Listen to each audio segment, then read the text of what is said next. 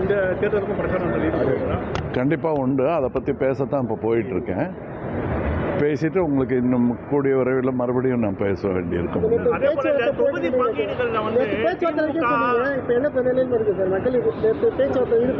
அதுதான் போயிட்டு இருக்கேன். நான் அதுதான் திரும்பி வந்திருக்கேன்.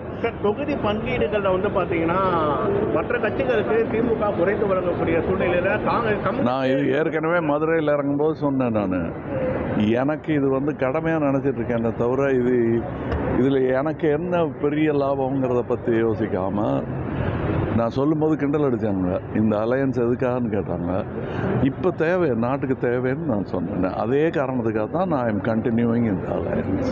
ரஜினி சார், கமல் சார் வந்து படம் வந்து என்ன நிலைமையில் இருக்குது சார்? எந்த படம்? ரஜினி சார் நீங்களே படம் இது இப்போ எலெக்ஷன் முடிஞ்சு தான் ஆரம்பிக்கணும். எனக்கு வேலை இருக்குது இங்கே, நானும் அதில் நடிக்கணுமே.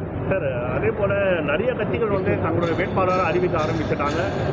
தாவேக தலைவர் விஜய் டேரக்டாக பெரம்பூரில் போட்டிடுறேன்னு சொல்கிறாரு. இது எப்படி நீங்கள் பார்க்குறீங்க? நான் அதை ஏன் பார்த்துட்டு இருக்கணும்? எனக்கு வேலை இருக்குது, அதை நான் பார்த்து. இந்த முறை வந்து இந்த முறை வந்து புதியவர்களுக்கான வாய்ப்புகள் வந்து மக்கள் நீதி மையத்தில் எதிர்பார்க்கலாம். எப்பவுமே இருக்குது மக்கள் நீதி மையத்தில். நான் தான் அதில் இருக்கிறதுக்குள்ள பழைய ஆள். தேங்க்யூ.